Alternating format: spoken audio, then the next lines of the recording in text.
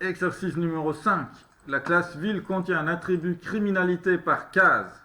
Un type tableau d'entier. C'est cet attribut-là. Et là, il faut que ce tableau va contenir le nombre de crimes commis sur chaque case. À Chicago, genre, vous avez ça vous pouvez regarder sur le site de la ville. Ils ont des trucs de statistiques par quartier. On peut voir combien de crimes de quelle nature il y a eu. Et puis, il est nécessaire. Alors, il faut que ce tableau ait la même taille que la ville. Bah oui, parce que pour chaque case de la ville, il faut qu'on ait une information. Et donc, il faut donc utiliser le nombre de cases horizontales et le nombre de cases verticales. Alors, horizontal représente les colonnes. Donc, colonne, pour moi, c'est le deuxième ou c'est le premier? Non, c'était le premier. C'est le deuxième index. Ok. Alors, on met en deuxième index. Donc, du coup, c'est ici, lors de la construction, que ces paramètres formels vont prendre une valeur. Parce qu'on va les appeler avec une valeur effective, un argument, paramètre effectif. Donc, c'est ici qu'on sait quelle est la taille de mon tableau. Donc, qu'est-ce qu'on va faire? On va faire un nouveau tableau d'entier. On va lui mettre le nombre de cases. Donc, d'abord horizontal et après vertical, c'est ça?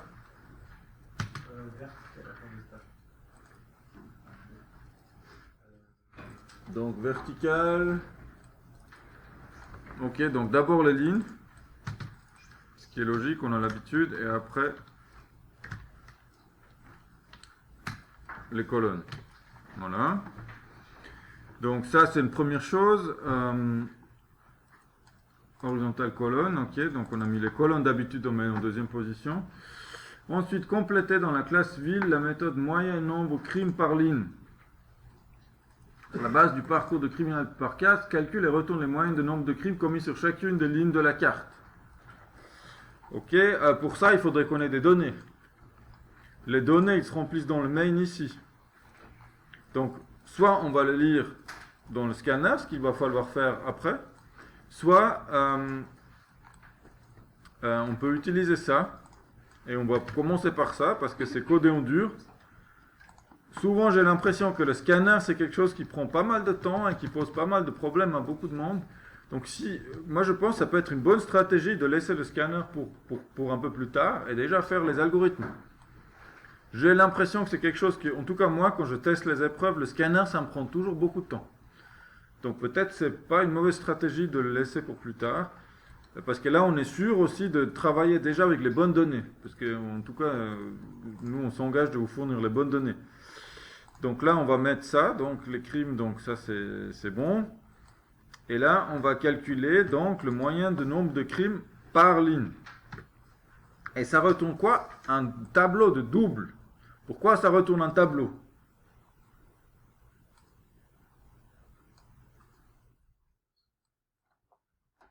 Question fondamentale. Pourquoi ça retourne un tableau? Comme vous devez coder une méthode, la première chose à comprendre, c'est qu'est-ce que j'ai en paramètres et qu'est-ce que je retourne. Ici, il n'y a pas de paramètres, donc les données vont venir d'où? Il y a 0 paramètre. Où sont mes données? Sur quoi je dois me baser? Ils sont dans la classe. C'est l'attribut finalité par case. Exactement, c'est l'attribut. Souvent, en programmation objet, on se base sur les attributs. Donc, on a le tableau ici. Et pourquoi on retourne un tableau? Parce qu'il y a plusieurs valeurs. Il y a plusieurs valeurs. Pourquoi il y a plusieurs valeurs? Parce que du coup, c'est toutes les valeurs par ligne. Enfin, c'est une ligne entière. C'est les différents numéros qu'il y a dedans. Ok, donc alors on a différents numéros dans chaque ligne. Et qu'est-ce qu'on doit faire de ce numéro pour chaque ligne? C'est faire, c'est faire la moyenne de tout ça. Attendez. Non, en fait, c'est la moyenne de chaque ligne. La moyenne de chaque ligne. Voilà. Donc, je sais pas, est-ce que ça, on a déjà travaillé à d'autres occasions, mais c'est quelque chose qui n'est pas toujours évident à comprendre. Est-ce que vous voulez que je vous refasse un autre exemple, une illustration, ou c'est pas la peine? Donc, voyez, on a un tableau avec un certain nombre de lignes. On va dire on a une ligne avec, on va dire on a une ville avec 3 colonnes et 4 lignes, par exemple. Et on met des numéros, genre 3, 4, enfin je mets un truc un peu au bol. Pour chaque ligne, ben, on a une valeur.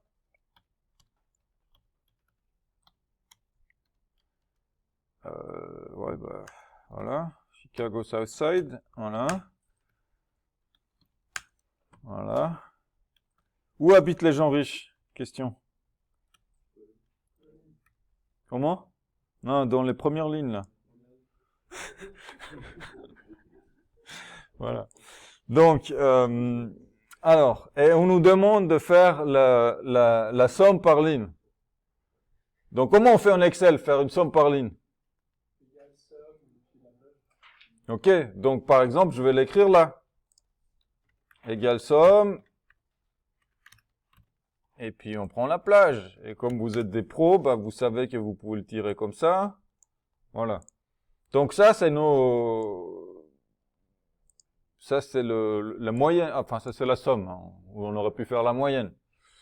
Mais du coup, ça me fait un tableau. Vous voyez? On a une structure à 2 dimensions. On veut faire un calcul par ligne. Bah, ça nous donne un résultat par ligne. L'ensemble nous fait un tableau à 1 dimension. Même chose d'ailleurs, on peut résumer un tableau en 3 dimensions, en 2 dimensions. Mais bon, déjà ça suffit avec 2 dimensions. Voilà. Donc 2 dimensions. Donc ici, bah, c'est ce que vous faites quand on fait un dessin. Vous voyez, ça s'appelle une projection. Quand on dessine quelque chose en 3D sur un papier en 2D, on est en train d'enlever une dimension. On fait une projection. Alors c'est peut-être un petit peu abstrait, mais là, ici, on fait une projection sous forme de la fonction, c'est la somme. Donc on prend chaque ligne et on la réduit dans sa somme. Donc ça nous donne un nouveau tableau à 1 dimension. Voilà pourquoi, ici, on doit retourner un double, un tableau de double. Parce qu'on aura une moyenne par ligne, et comme il y a plusieurs lignes, bah, il y en aura plusieurs. Il y en aura combien exactement? Parce que pour avoir nos résultats, on va bien devoir écrire ça. Donc double moyenne. Et puis on doit l'initialiser. Et donc je mets combien?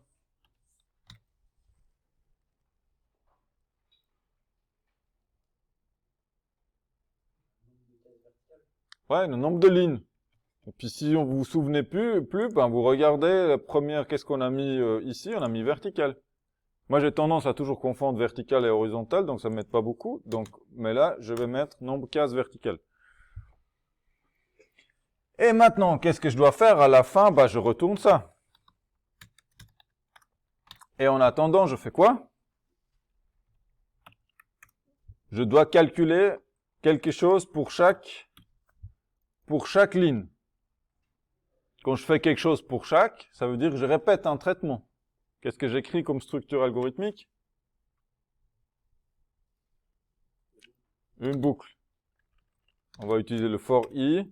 Et puis là, ben, on le fait par ligne, donc je boucle sur les lignes. For ligne, plus petit que quoi? Nombre de cases verticales. Voilà. Et puis après, on va faire la moyenne. Donc pour l'instant, juste pour tester, je vais faire moyenne de, du coup, index ligne. C'est mon index. Je mets quoi? Bah, je vais prendre la première valeur de la ligne, par exemple. Plutôt que de faire la moyenne, je prends juste ma grille, là, donc c'est criminalité par case, sur ma ligne, à la position 0. Donc ça va être faux, mais j'ai déjà envie de tester est-ce que j'arrive à faire la boucle correctement, est-ce que c'est cohérent ce que je suis en train de faire. Je cherche toujours des possibilités de pouvoir tester. Donc, si j'ouvre ça, et à côté j'ouvre mon fichier ici, j'ai 2, aucun, 5, 1, 3, 4, aucun, 1, 5. Ça a l'air de jouer. Et ça se termine par 5, 3, 3, 5, 3, 3. Donc jusque là, ça va, je parcours ma ligne. Maintenant, j'aimerais pas juste, c'est Donville. Ouais, j'aimerais pas juste, évidemment, mettre la première valeur, j'aimerais faire la moyenne. Donc qu'est-ce que je fais? Ben, je décompose, je fais une fonction. Moyenne pour ligne. Je ne mets pas par ligne parce que c'est pour une seule ligne. Ou peut-être je mets juste moyenne, et puis je vais mettre la ligne, et puis et je mets le... Ben c'est tout. Voilà. Moyenne sur une ligne, ça va être une méthode d'instance. Double moyenne. Là, je retourne un double ou un tableau double?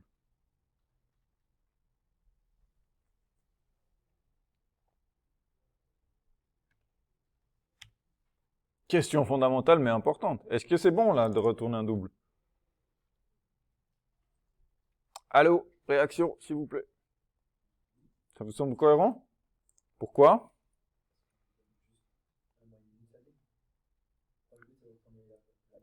Exactement, on fait la moyenne pour une seule ligne. Donc on n'a qu'une seule valeur, parce qu'on n'a qu'une seule ligne. Alors peut-être, si vous voulez encore être plus explicite, moyenne d'une ligne. Vous pouvez l'écrire comme ça. Voilà, comme ça, c'est bien marqué. Et puis, qu'est-ce qu'on fait du coup? Ben, on fait une boucle, mais cette fois-ci, donc, si on veut faire la moyenne, vous voyez, je veux faire la moyenne ou je veux faire un calcul pour toutes les lignes, je parcours quoi? Je fixe l'indice de ligne, il est fixe, et après, je fais varier quoi? Par exemple, pour faire la somme ici. Je prends 4 plus 2 plus 3. Donc, l'indice qui bouge, c'est la colonne. Du coup, il faut que je fasse une boucle sur l'indice de colonne. Colonne. Et ça, c'est nombre de cases. Du coup, l'autre, c'était vertical. Maintenant, c'est horizontal. Et puis, l'algorithme de moyenne. Alors là, je vais juste l'écrire. Voilà. On fait somme plus égale criminalité par case. La ligne, elle est fixe. Elle est passée en paramètre. Ensuite, je prends la colonne. Et puis, je retourne somme divisée par nombre de cases horizontales. Par ceci, parce qu'on a fait autant de sommes. Donc, moyenne d'une ligne. Donc là, je vais écrire moyenne d'une ligne. On teste le schmilblick.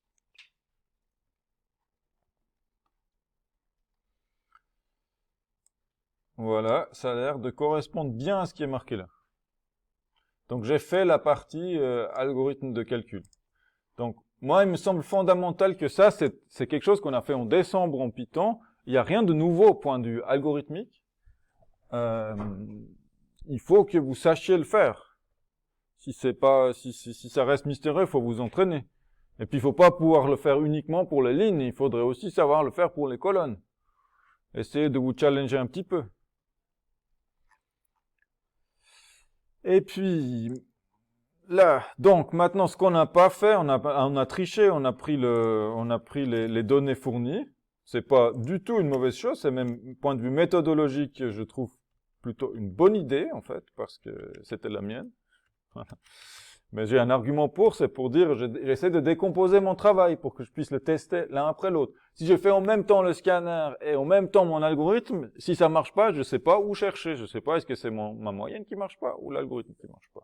Ici, on suppose qu'on a eu les bonnes données. Donc maintenant, on sait que ça marchait pour les données fournies. Donc maintenant, si ça marche plus, c'est forcément dans le scanner qu'il y a le problème. Donc, qu'est-ce qui se passe là-dedans? On a le nombre de lignes et le nombre de colonnes. On a un nom de fichier. Donc, on fait un scanner sur fichier. Scanner égale new scanner. Vous m'arrêtez si vous avez une question. On l'a déjà fait plusieurs fois, ça n'empêche pas que il peut y avoir des choses qui sont pas claires et que c'est une excellente chose de poser des questions si c'est pas clair. Voilà. Donc, je lis. Alors, combien de lignes? Et alors là, ici, est-ce que j'ai besoin de faire while scanner has next?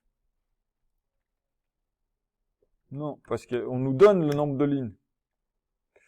Donc, je peux même dire ligne, plus petit, strictement plus petit égal que nombre de lignes. Et puis là, je fais quoi? Je fais déjà un print, j'affiche juste scanner next line. J'ai envie d'afficher ligne par ligne. On teste si ça marche. Missing return statement, ça marche pas. Alors, j'ai pas retourné. Oups. J'ai pas retourné de résultat, alors qu'il faut retourner un résultat, qui est un tableau d'entier. Crim égale new int.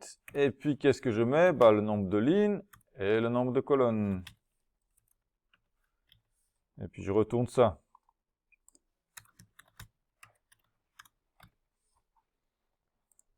Ok, c'est parti. Tac, 0, 0, 0, 0, 0, normal, parce qu'on n'a rien rempli. Mais là, c'est marqué, donc on a toutes les lignes. Je pense que ça correspond à mon fichier.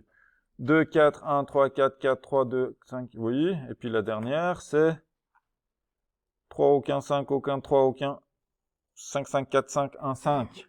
C'est bien. Bravo. On a fait la première partie. Mais on n'a pas gagné grand chose pour l'instant parce qu'on a encore ces lignes avec lesquelles on ne sait rien faire. Donc, qu'est-ce qu'il va falloir faire? Il va falloir décomposer là. Il faut scanner. Donc, il faut mettre un scanner qui délimite par rapport au slash. Qu'on sait une lecture de... Vous voyez, d'habitude, qu'on c'était des choses qu'on lisait ligne par ligne, colonne par colonne. Enfin, il y avait un objet par ligne. Je vous conseille de faire une méthode de traitement pour chaque ligne. Quand c'est un tableau 2D, je partirai sans décomposer. Parce que c'est pas sûr que chaque ligne soit indépendante. Enfin, a priori, oui. Mais, si, a priori, oui. Mais on commence sans décomposer. Parce que je suis pas 100% sûr, là, dans ma tête, comment il faudrait décomposer. Donc, je commence à faire sans décomposition. On peut toujours décomposer après. Donc, ici, ça, c'est ma ligne. Qu'est-ce qu'on va faire de cette ligne? Ben, on va la scanner. Donc, un nouveau scanner. Scanner ligne.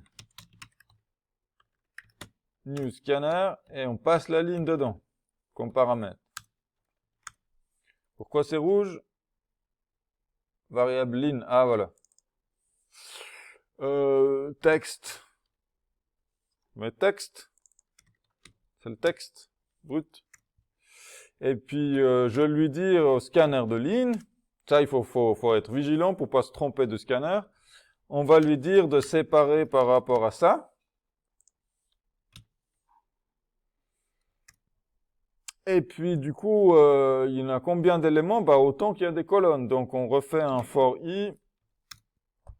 Et puis, on le fait par rapport au nombre de colonnes. Et puis là, pour l'instant, j'affiche juste scannerline.next. Déjà voir si ça marche. Peut-être je fais juste le print.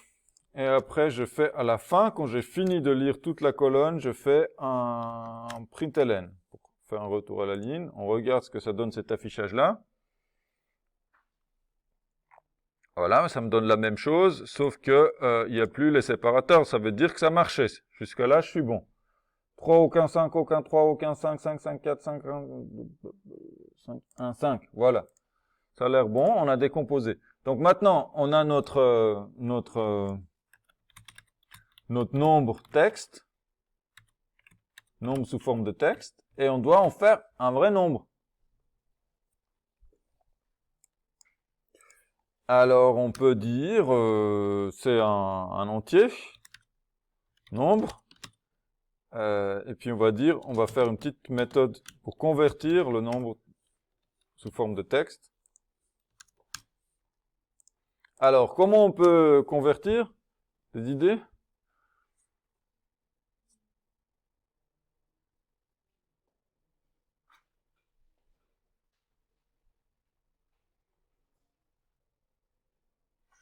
Je vois bien l'ajout d'une méthode statique qui retourne la valeur numérique d'un string passant par path. Par exemple, 2 renvoie à la valeur 2, puisque ces valeurs sont possibles de aucun jusqu'à 5. Ok, ça va de aucun jusqu'à 5. Donc, on peut faire des if, par exemple, ou on peut faire un switch, ou on peut faire une hmap. Vous préférez quelle approche? Hmap. Donc, on va préparer la hmap. String vers integer. Text to number. Texte vers numéro. Et puis, on va la remplir. Alors ça, on pourrait le mettre quelque part sous forme de constante presque, parce que ça reste fixe, mais on va déjà la faire comme ça. On va lui dire put. Alors, on put quoi? On put aucun. 0.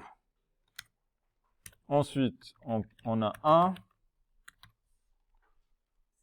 1, 2, 2, 3, 4, 5, 3, 4, 5. Avec cette map-là, maintenant, comment je fais cette conversion? Return, texte vers numéro, get du texte.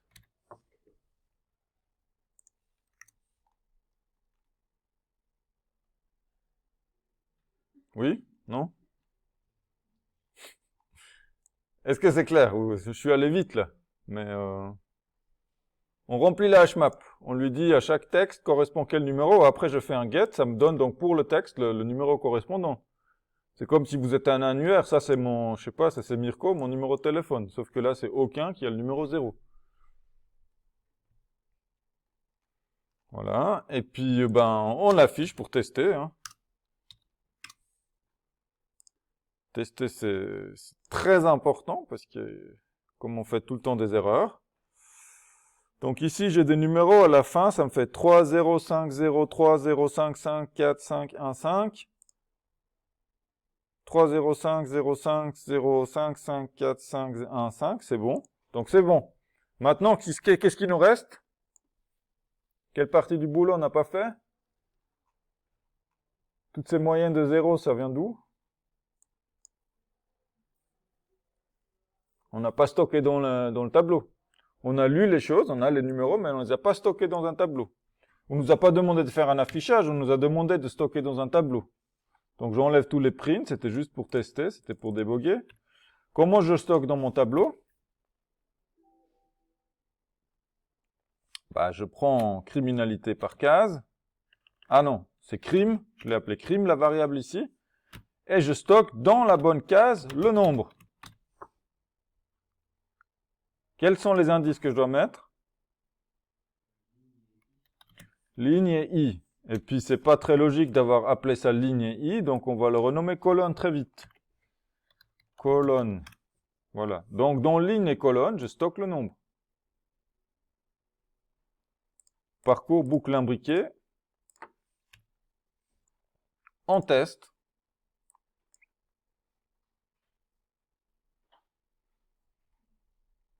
Ouais, je pense que c'est les bonnes moyennes. Est-ce que vous avez des questions par rapport à ça? Alors, s'il n'y a pas de questions, moi, je vais encore décomposer un petit peu parce que ça me paraît pas très joli, ce que j'ai fait là. Donc, on va faire une méthode de ça, refactor. Extract méthode. Je ne vais pas traiter ligne. Donc, il m'a mis le nombre de colonnes, j'en ai besoin. J'ai besoin du tableau crime, j'ai besoin du scanner. Est-ce que j'ai besoin du scanner? Ah oui, parce que j'ai mis ça là-dedans. Donc ça me va pas. On va mettre ça ici. Et puis on va passer plutôt que le scanner. On va passer en première position le texte comme paramètre, parce que c'est ça qu'on va scanner. C'est ça notre ligne. String text ligne. Et puis le scanner de fichier, on n'a pas besoin. Vous voyez, on va créer un nouveau scanner pour la ligne. Donc je prends mon texte ligne. Je teste si ça marche encore. Voilà, ça marche encore. Est-ce que je peux raccourcir quelque chose? Ça, c'est la structure de base, on a besoin ici. Ça, c'est le scanner. Alors, je pourrais faire ici une méthode qui fait tout ça. Mais bon, je suis pas sûr qu'on gagne beaucoup. Et puis là, on a le texte, voilà. Si on veut, on peut mettre ça directement là. On peut raccourcir un petit peu comme ça. Raccourcir, c'est pas toujours amélioré, hein, mais là, je pense que ça va encore, scanner next line.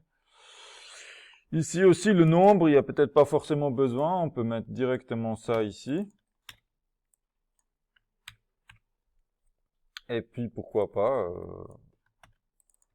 on va mettre ça ici. Donc, on convertit. On stocke le prochain élément de la ligne converti. On reteste.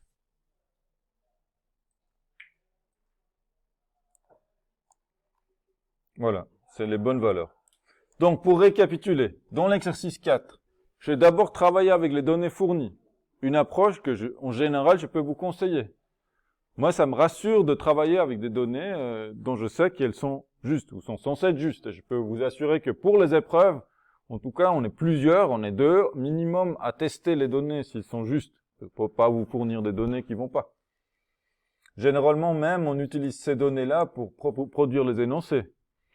Vous voyez, donc, voilà. Et puis après, on a fait notre lecture là de crime. Ok. Enfin, on a fait l'algorithme de moyenne. Donc là, c'est un résumé ligne par ligne. Donc, ça nous donne un tableau où, oups, ça nous donne un résultat pour chaque ligne. Du coup, c'est un tableau à une dimension parce qu'il y en a plusieurs. Et puis après, on a remplacé pour le scanner. Et le scanner, comme on nous donne le nombre de lignes et le nombre de colonnes, ben, j'utilise ça dans ma boucle for. Et puis, je peux ou pas décomposer. Moi, je préfère décomposer. Mais si ça vous pose un problème, si vous savez pas comment décomposer au début, vous pouvez aussi tout faire en une seule fois. Parfois, ça aide à résoudre un problème pour décomposer. Et parfois, ça peut aussi nous poser un problème parce qu'il y a plus d'abstraction dedans. Voilà. Est-ce qu'il y a encore des questions pour ça? Donc moi j'espère que vous allez vous entraîner et que ça va bien se passer lundi et puis qu'après on puisse profiter ensemble de la période peut-être une des plus intéressantes de l'ESIG, le projet sur mandat.